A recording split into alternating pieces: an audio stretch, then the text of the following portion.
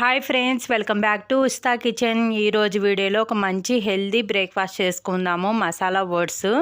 ఈ oats weight loss అవ్వడానికి చాలా బాగా ఉపయోగపడుతుంది. అంతేకాకుండా టేస్ట్ కూడా చాలా బాగుంటుంది. వీడియో లాస్ట్ వరకు చూసి మీరు కూడా తప్పకుండా ట్రై చేయండి. ఇంతవరకు ఈ వీడియోని లైక్ చేయకపోతే లైక్ చేసి మన ఉస్తా కిచెన్ ఛానల్ని ఫస్ట్ టైం చూస్తున్న వాళ్ళైతే సబ్స్క్రైబ్ చేసుకోండి. నెక్స్ట్ లేట్ చేయకుండా ప్రాసెస్లోకి వెళ్ళిపోదాము. సో దీనికోసం ఫస్ట్ మసాలా ఓట్స్ తీసుకుంటున్నాను. మీరు ప్లెయిన్ ఓట్స్ అయినా తీసుకోవచ్చు, ప్రాబ్లం లేదు. సో ఫస్ట్ తాలింపు కోసము 2 టేబుల్ స్పూన్ ఆయిల్ వేసుకొని తాలింపు దినుసులు వేసుకొని 2 సెకండ్స్ ఫ్రై చేసుకోవాలి. ఇలా ఫ్రై అయిన తర్వాత చిన్నగా కట్ చేసుకున్న ఆనియన్స్, పచ్చిమిర్చి, కరివేపాకు వేసుకొని ఆనియన్స్ కొద్దిగా కలర్ చేంజ్ అయ్యేంత వరకు ఫ్రై అయిన తర్వాత చిన్నగా కట్ చేసుకున్న క్యారెట్ ముక్కలు వేసుకుంటున్నాను. ఈ క్యారెట్ అనేది ఇలా కట్ చేసుకోకుండా తుడుముకొని కూడా వేసుకోవచ్చు, కానీ క్యారెట్ తినేటప్పుడు చాలా బాగుంటుంది ఇలా కట్ చేసుకొని వేసుకుంటే. సో ఇలా కొద్దిగా లైట్గా కలర్ చేంజ్ అయిన తర్వాత క్యారెట్ కూడా దీంట్లోకి చిన్నగా కట్ చేసుకున్న టమోటా వేసుకోవాలి ఒకటి.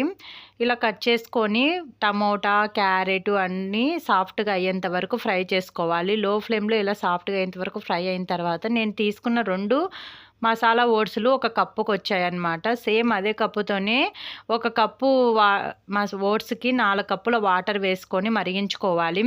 మీరు మసాలా ఓట్స్ కాకుండా ప్లెయిన్ ఓట్స్ వాడుతున్నట్లయితే ఈ టైంలో స్పైసెస్ యాడ్ చేసుకోవచ్చు. ఉప్పు, కారం, పసుపు, గరం మసాలా. అందుకు మీరు గరం మసాలాకు బదులు మ్యాగీ మసాలా వాడినా కూడా టేస్ట్ అయితే చాలా బాగుంటుంది మ్యాగీ మసాలా యూజ్ చేస్తే.